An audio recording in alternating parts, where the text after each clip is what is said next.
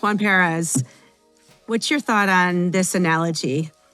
Websites are to businesses as AI agents are to fill in the blank. Absolutely. The way that work will be done in the future. All that and more on this episode of Transformers.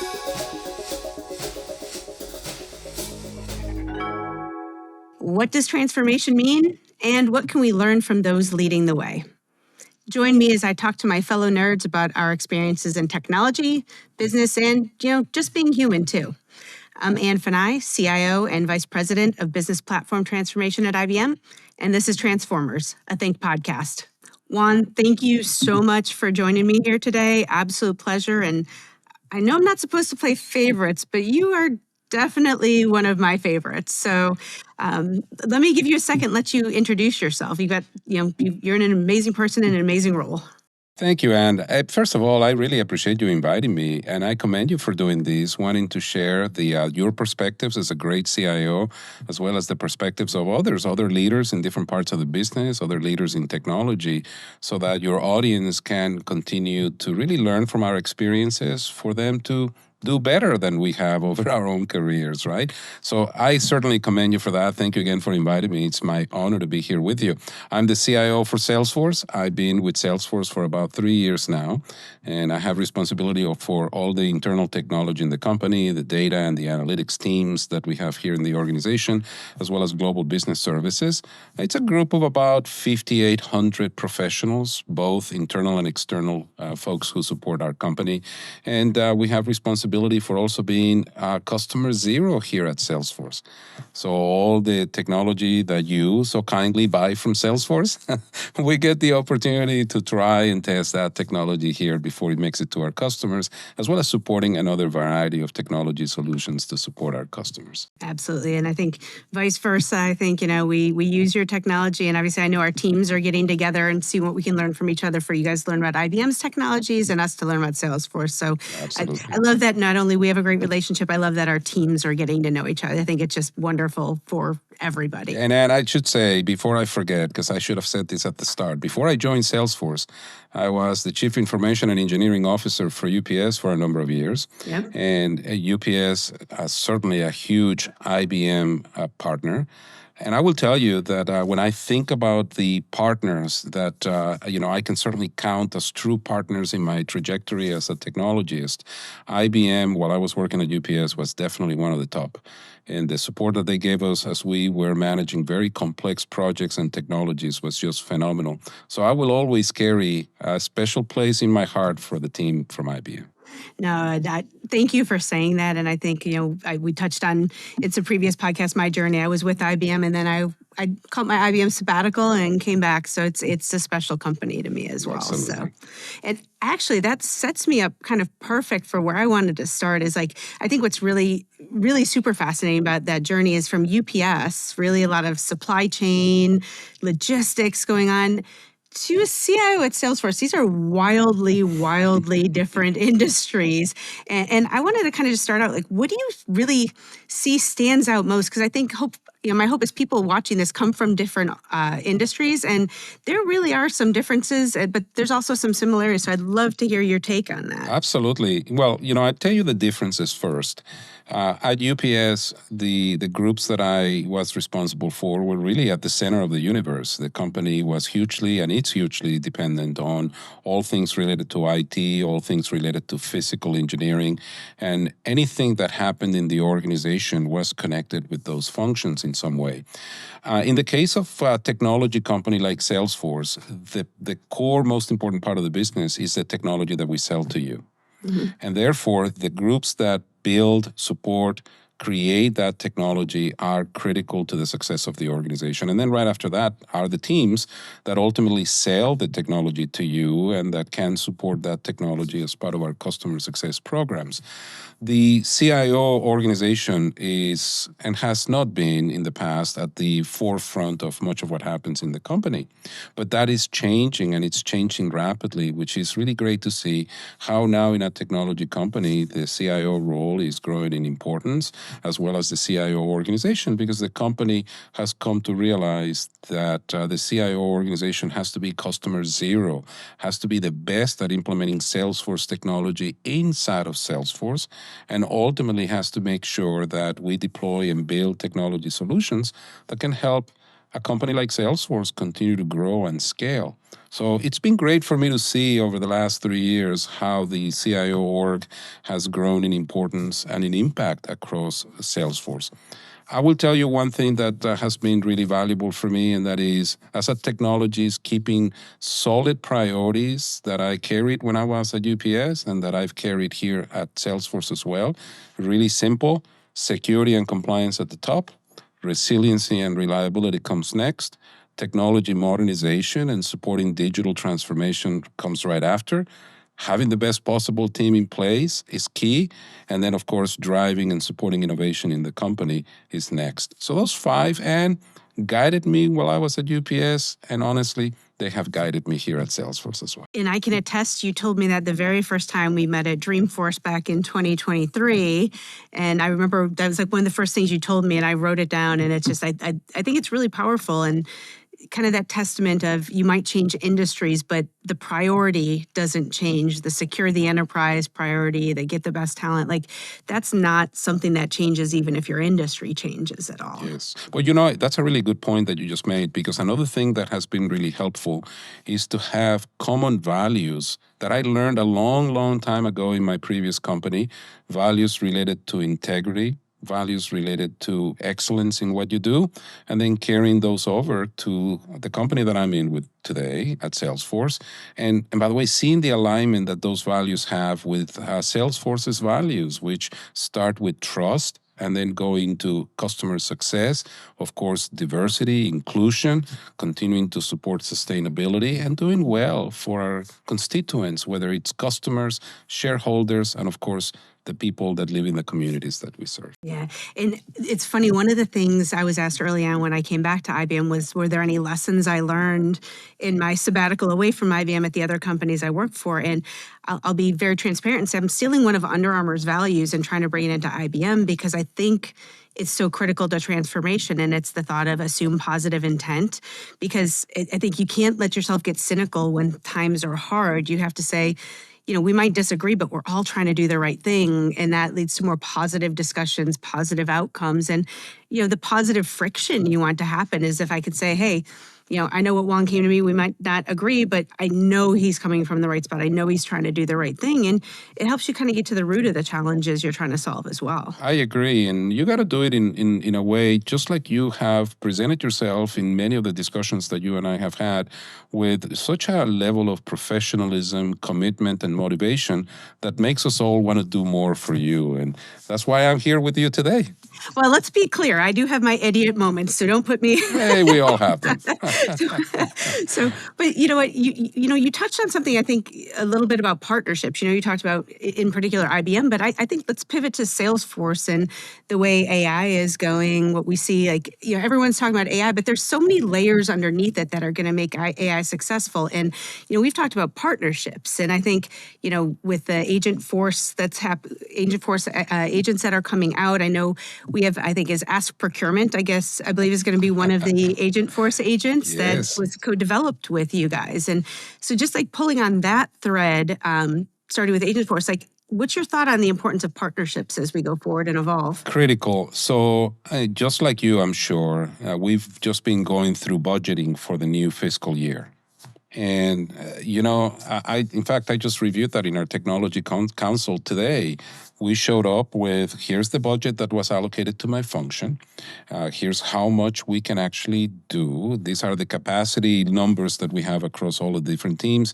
And by the way, this is everything that you guys are requesting.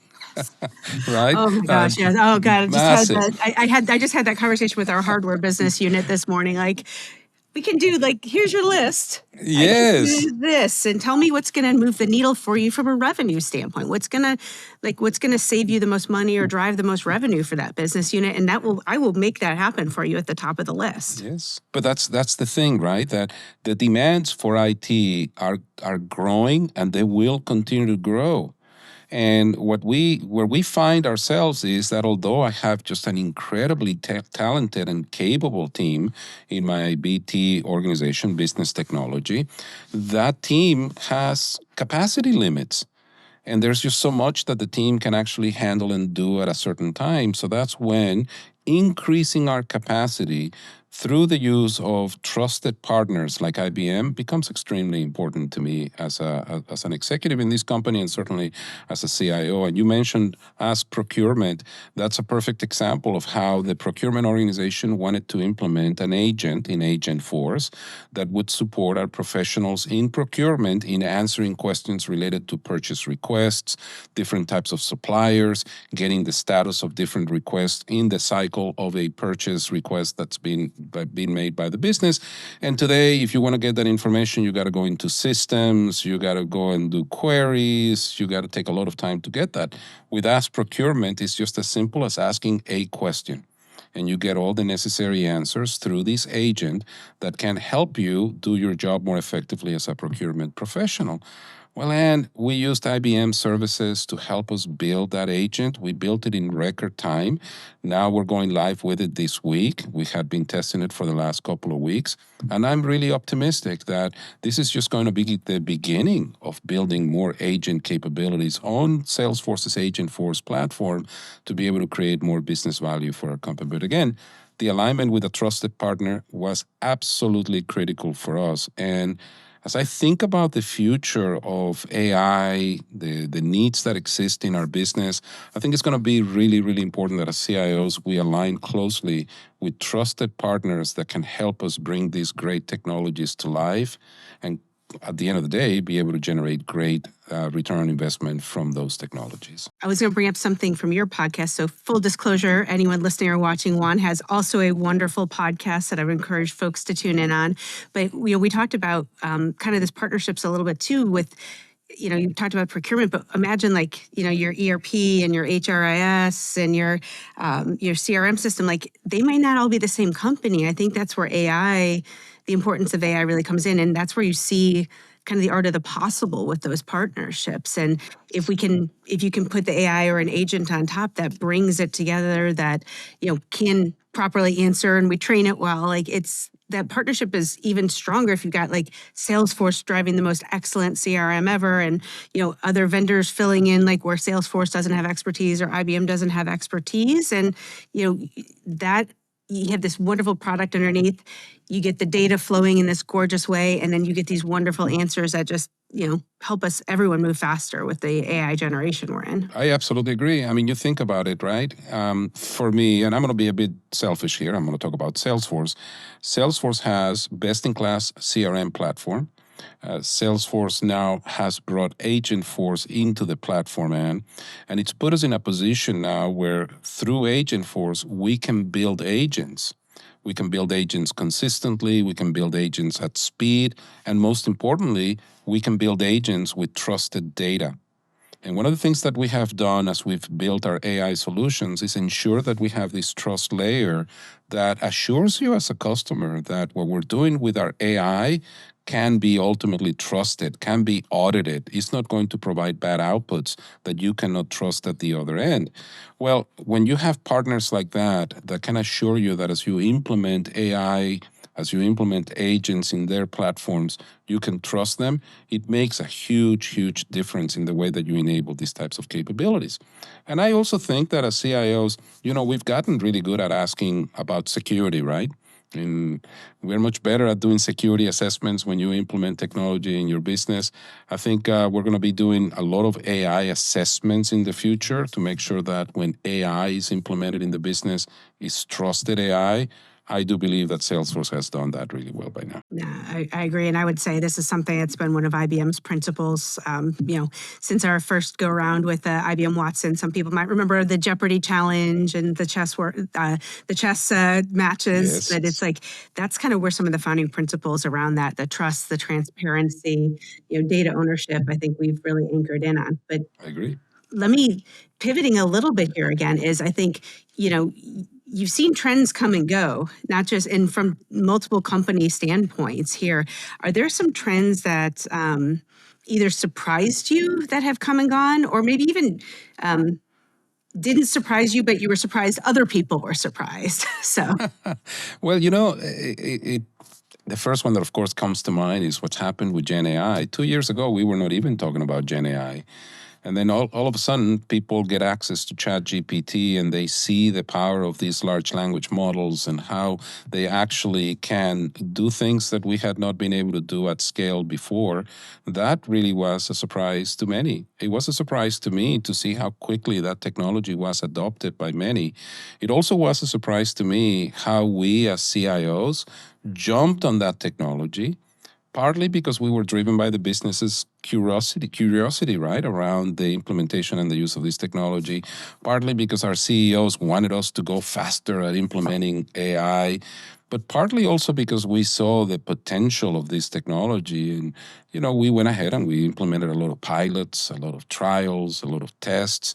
I think that all of that, which is no surprise to me, but something important to recognize, is that a lot of that now is becoming part of the normal IT approach to developing, implementing, managing, and supporting technology, including the justification of the investments in AI, which is great to see because at the end of the day, we've been doing this as technologists for a long, long time. And we want to make sure that when we implement these technologies, we can trust it. It can provide a real value to the business. It can be scaled and ultimately can be supported for the long run. So yeah, surprised how quickly it was adopted and accepted. Not surprised that now we're going back and implementing again some of the best practices we know about in terms of managing this technology. no, absolutely wonderful, and couldn't agree more. And do you see anything today that you might put in like a hype versus reality? So, is there anything right now you see that maybe is overhyped, and versus like we're going to kind of have that slam down to reality, back to earth moment with anything happening right now? Yeah, it's interesting because depending on where you sit, right, and depending on your proximity to how the technology works, you can think that this technology can do a lot more than it can, right? Think about a board member sitting in a boardroom for a company that it's in the food industry and asks the question, can Gen AI immediately help us reformulate a certain product so that we can be less dependent on a certain material that comes from a certain place around the world? That's a complicated question and it's a complicated problem. And the current technology that we have in hand is not necessarily ready to answer that question. So I think that's one of those things that we have to watch for. And I do believe that the CIO has the responsibility of being very effective in articulating what this technology can and cannot be used for. So that's a little bit on the hype side. But on the other side, I am already seeing it here at Salesforce as we've implemented and deployed agents to help us with customer service, customer support, and the potential that this technology has in providing customer support much better and effectively than anything we have seen before. I was talking with an ex-UPS partner of mine a few days back, and we were talking about the potential of generative AI in logistics processes. And think about it, activities and tasks that were really difficult in the past to do well in areas like brokerage. By the way, IBM, when I was there, helped us with a brokerage project to help us more effectively classify goods that needed to cross borders. Classification of goods in brokerage is incredibly important. I wish we had this technology then, because this new technology helps you very quickly analyze this data, understand and see how patterns of data come together to be able to do better classification of goods in the brokerage process. So many of these areas are going to truly be transformed by the use of this technology. And I firmly believe that these technologies will provide great value to companies of all kinds. You said a perfect word in there, which was patterns. And I think, again, oftentimes, it's a tech company, they're thinking about AI, but there's something about patterns. I mean, fundamentally, if you go back to natural language processing, neural networks, it's about identifying repeatable patterns. And that's kind of the basis of a lot of training that happens. And it seems like, anyone that's got a logistics component or that patterns. I mean, this is an area where you'll probably see some great training, and I hope UPS, I hope your former employer actually takes some nice advantage of that. As someone who regularly has packages delivered to me. I think it's inevitable, and I'm sure the team is working on some really cool things over there. I'm excited about that technology. Now, and I do need to ask you a question, because with all this new technology, all these new capabilities that will come as a result of implementing Agentforce and agents on the Salesforce platform, and then the use of AI in multiple platforms across the board, you have to have some level of governance here. And I know that IBM has been putting some emphasis on the build out of governance tools to support companies in the way they manage AI. I'm really curious. Probably you didn't think I was going to ask you a question, but I do want to ask you this one. How are you guys thinking about governance and the use of IBM's technology to support AI governance in general? Well, and I think I hinted at this a little bit ago. So, back to our first foray into this, I'll call it the Jeopardy days, one of the things we saw that was going to be super important was understanding, I guess, the provenance and the history of where the data comes from. So a couple key things is trust. I think we both agree on that one already. Transparency. And then one of the things I really tend to, I guess, harp on almost is making sure you know where your data is coming from, right? Do you know where that data started? And, I think one of the things IBM really believes is, we want the content owners, the data creators. It is their data, right? We don't want to take ownership. It is bringing the insights out from the data as it comes into AI. So I think that's really another pillar besides the trust and transparency of IBM's view around AI, is just knowing that, being able to kind of go back to the history of the data, knowing if it's IBM data, which system did it come in through, right? Had the sales record flow into a product purchase, flow into something that hits our ledger and pays out an incentive for a seller? Can we trace that data all the way through for something external? Like if you're using AI, we have a partnership with the company Sirian Labs. They've built watsonx into their contract lifecycle management. So when we're inside the Sirian Labs and for another company using it, can we make sure our customers can follow that same thread inside with our product working inside of another partner product as well? I love it. I think you're in a great position to be able to provide guidance and direction to your clients on how we should be thinking about governing AI and the data, certainly, that is so much critical to effective use and application of these AI technologies. Yeah, and it's actually interesting because I think even internally we have built in our core, like our intranet, our what we call W3. We have an Ask IBM, and it was actually interesting as we were training it up. The woman who was the leader of that team actually has the same name as an actress, and someone did an Ask IBM, like who is insert her name, and it came up with this actress, and like realizing again, this is where the data and understanding. Like, do you have the right data that you're pulling in as part of your training, and can you follow it? It's like, that kind of gives some interesting insight. It's like, well, no, like this is an internal thing, and there's this person that if you just looked simply in our internal directory, that would have been a real quick answer. And, but it helps you refine and train every step of the way. But, just a somewhat humorous quirk on, what can go wrong if you don't have the models pointing to the right data and you don't understand where the data that drives your answer is coming from. Agree. So one thing I'd like to pick your brain on. So I think you're the first guest I wanted to ask this question of is like, so you sit on some boards, specifically publicly traded company boards. I know a lot of folks are curious, how do you get into that? And once you get into that, I know there's different roles you can play on a board. A board member can lead like a risk committee or a legal committee. Like, what do you see as a CIO? What helped you kind of make that break into those first boards you were on? And then what role do you enjoy or find a CIO to be best at playing on a board? Yeah, absolutely. Great questions. First of all, I think it's important to express the desire to get on a board as a CIO. And if you don't express that desire, chances are that, you will not get the attention of your boss, who should support you in joining a board, or the attention of others who may want you to be on their board. So that's the first thing. The second thing, I think it's important that we think of being on a board as a professional development opportunity. I actually saw it that way from the first time I joined a board 6 years ago. And for me, what a great opportunity to sit on a board and see how another company outside of my company operates, how it runs, the problems, issues it faces, and how, from where I sit as a CIO, technology can support helping that other organization continue to perform well. And through that exercise, you learn things that you can bring to your own company, right? That you can do better and more effectively in supporting your organization. I also think that CIOs are really well equipped to provide huge value to boards these days. You're starting to see more and more CIOs join publicly traded company boards because CIOs, one, bring a general business perspective.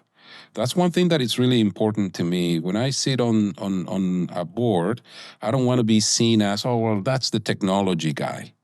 No, before I'm a technology guy, I'm a business guy, right? And I think CIOs today have a great opportunity to be both great business people and simultaneously be great technology people. And then the other thing that I think CIOs bring to the table that it's really important for businesses today is having a no nonsense approach to understanding risk. And risk among many, many areas of the business, not just cybersecurity risk, but also it's compliance-related risks. It's also risks related to M&A. It's risks related to the application of technologies like AI in the business. And that risk view that we bring to the table as CIOs, I think, is incredibly valuable to organizations. And that's why you see more and more companies bringing CIOs to the boardroom. And I'm hopeful that we're going to see more actually join boards in the future. I think it's a valuable position to have on the board. I joined the board that I'm in, and I have the opportunity to participate in the compensation committee, the governance committee, and the risk committee. And I bring a bit of a different perspective to all three. On the risk committee, I play an active role talking about risks related to technology modernization or the lack of. I play the role of talking about cybersecurity. I play the role of speaking about what happens when, your technologies start getting dated and not in a position to support business growth. The issues related to third-party vendor risks and how you need to ensure that you tackle those. In the governance committee, my goodness, as CIOs, we do a lot of governance. Oh, yeah. Right? So you bring that perspective to the governance committee as well. So I think we have an opportunity to play multiple roles. If you're really interested in becoming a board member, first of all, you got to make sure that you have capacity. That's one of the biggest challenges for me. I wish I could do a lot more for my board, but I have a primary responsibility, which is a responsibility to my company. So ensuring that you have capacity to do both, support your company and do your job really, really well as ensuring that you support the core responsibilities as a board member is important. Secondly, that you're doing this not just because you want to have this on your resume, but because you truly want to provide help and support to the company that you're going to be joining their board. You want to make sure that you have passion also for what that company does. There's nothing worse than becoming a board member of a company whose products and services or mission are not aligned with you. This is where you got to get a little mission driven if you're going to give that. I mean, a board is the above and beyond. I like the way you articulate your primary responsibility. Our primary responsibility is to the companies we derive our primary paychecks from, for lack of a better term. But it's like you can't overextend yourself, and you got to really be excited about the company for sure. Absolutely, and at the end of the day, you cannot be a good board member if you're not good in your job. So you got to really always prioritize that, and then you also have to find when is the right time to do this. As young professionals, for me, it's a different story. I have, my kids are grown-ups. I have 2 grandkids. My family responsibilities are very different than someone like you. So you also have to identify when is the right time to do these things that fit in your overall life. Exactly. And Juan, continuing down this path, what do you see specifically in terms of risk management that's coming up? Not just governance, but risk management. Yeah, sure. I think And one of the things that we have been working on diligently for now decades as IT professionals is managing risk. And that is why, we put so much emphasis on making sure that before we deploy technology at scale, that we do appropriate change management. In a way, that's managing risk, right? We want our users to know how to use these systems, how to use this technology effectively so that we reduce the risk of failure. We also spend a lot of time in architectural work so that at the end of the day, when we build a solution, the solution can meet all the specifications required to get that solution to scale and run effectively in our business. Same thing with security, right? It's important that we do that. So ensuring that we maintain that risk management mindset as we deploy new technologies, I think it's really important in my view. And as it relates to AI, one of the things that you and I talked about some time ago Yes. is the potential risk of creating this challenge of this decentralized, unmanaged shadow AI. And what would the consequences be if we allow that to be pervasive across the business? So that's something that we have to watch for closely. For many years, we have been diligently working on managing, this whole notion of shadow IT. I don't call it shadow IT anymore. I think that's an old view of how this should work. I think of it more as decentralized IT, where through appropriate IT controls, IT management, IT visibility, we can deal with these decentralized IT very effectively.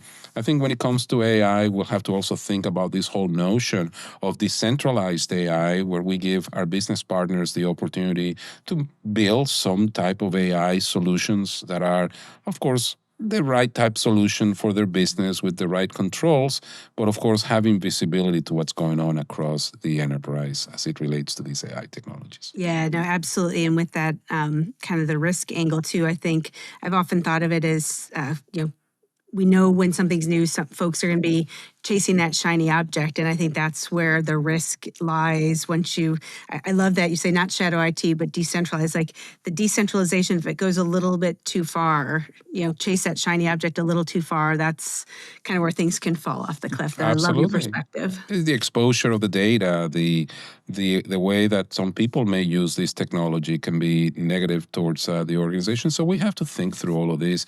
And of course, it gives me an opportunity again to pitch Salesforce. The fact that, you would be using Agentforce, building agents on the Salesforce platform gives you an opportunity to better manage this type of decentralized IT. To wrap up with you, as you reflect on your experiences, are there moments that really stand out in your memory as like kind of those like I was thinking that movie Inside Out now, the core memories, like are there core memories for you as you reflect on, the amazing experiences you've had, boards, companies, like what stands out to you about the experiences you've had over the course of your career? Thank you for that question. The first thing that I will tell you is that I had a phenomenal career with UPS. I spent 32 years of my life with UPS. And I retired from UPS. I'm a retiree. And I honestly thought that the only thing I was ever going to do was just work with UPS, be the CIO and the engineering lead for UPS, and then go and do something else on boards or whatever that may be. I never thought that I would have the opportunity to work on a technology company. And at that stage in my life, jumping from a company like UPS over to a technology company like Salesforce was a bit of a risk and a bit of a change. But I have absolutely zero regrets. And it really refreshed me in many different ways. I had to learn new technologies. I had to engage in different ways.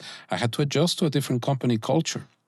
And I feel really fortunate to have had that amazing career with UPS, with just a top-notch organization where we have incredible people working every day to get your packages delivered and see how technology made that better every single day.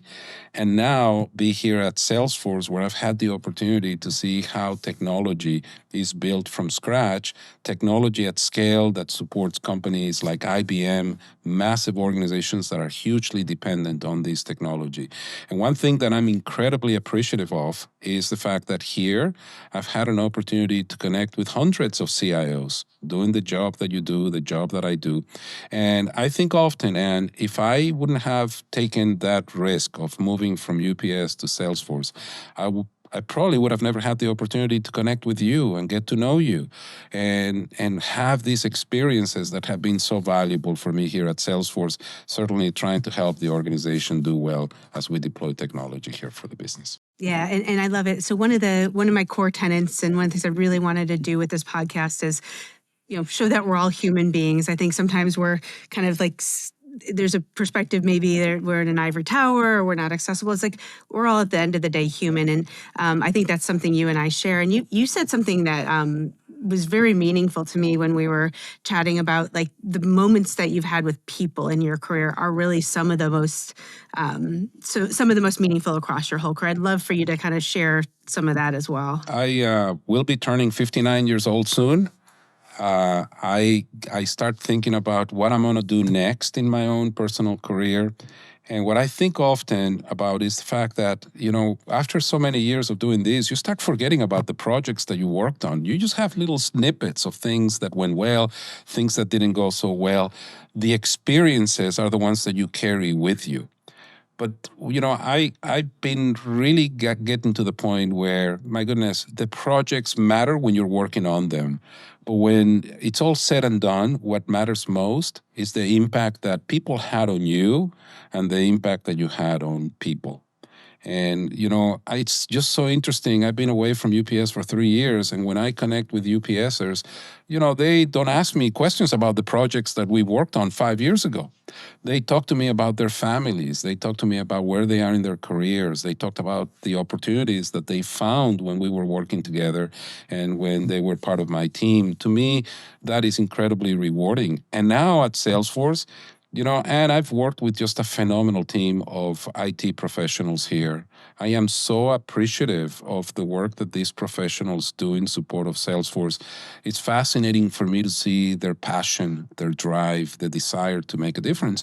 So now that I look back at the last 3 years that I've been here, certainly one of the most rewarding parts of being at Salesforce has been the opportunity to work with these great, amazing people. And at the end, the projects will be forgotten, but the people are never forgotten. No, and I appreciate it. I won't leave you hanging out on a ledge saying you turned 59, but it's like I turned 50 last year, and that was really the moment. I mean, there was really something, I think, in that, I call it, maybe it's a positive midlife crisis or not really a crisis, but it really is. I think at the end of the day, I want that good positive friction to come with a better outcome, and then just really, care as much as you can about the people along the way, back to the assume positive intent and just those moments and the people, just this weekend, I got a ping from my old chairman of the board, and one of the jobs I had, just say, how are you doing? And it's like, you're so spot on. It's those human moments that mean the world, I think, especially Absolutely. as you progress in your career. So, and and we are fortunate because we work for companies, when I was at UPS, here at Salesforce as well, and you at IBM, companies that are built on people. mhm. And they have been great companies all these years because they've done something really important. UPS, we used to have this saying, I'm sure the company still has it, that people are our most important asset, right? Well, at the end of the day, these are people businesses. And the great part of being part of these organizations is the fact that you get an opportunity to work closely with just amazing people every single day. And I'm really happy that we had a chance to connect today, Anne. Yep, absolutely. And just, thank you so much for taking the time here today. Just always a pleasure talking to you. And hopefully we will run into each other in person again soon. So thank you so much. I'm sure we will. Thank you for all you do. I appreciate it. Thank you all for joining us today on this episode of Transformers. We hope you enjoyed it, and we hope you'll come back next time.